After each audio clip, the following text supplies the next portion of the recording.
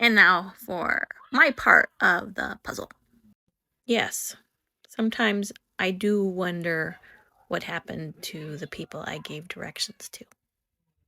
This is to all my former students in primary.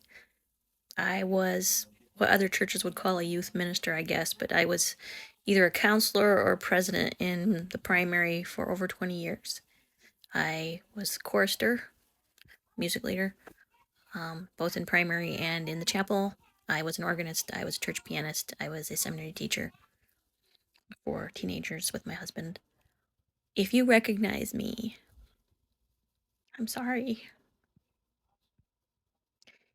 If I had known all this wasn't true, of course I wouldn't have taught it to you.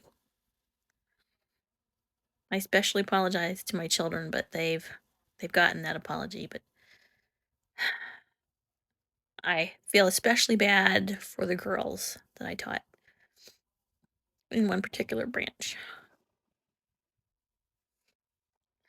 It was in the hometown I returned to where the domestic violence shelter was.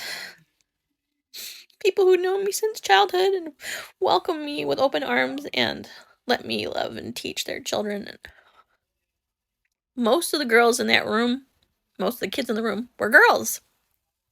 Olivia, Cassandra, Haley, my own Anna. I'm sorry that I passed on the purity culture that wounded me, and I hope none of you had trauma in bishops' offices and stake presidents' offices and temples like I did.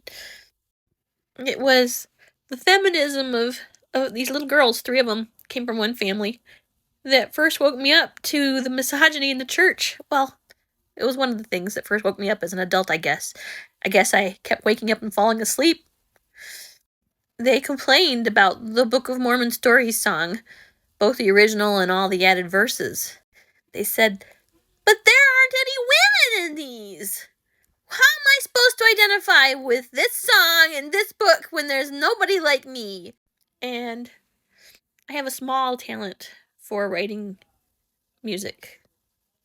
A larger one for lyrics, not so much for, like, melody, but lyrics because I write, yes. Anyway, I wrote them their own verses for the Book of Mormon stories about women. Because I believed it. I believed my church loved women. I've gotta go. Love ya.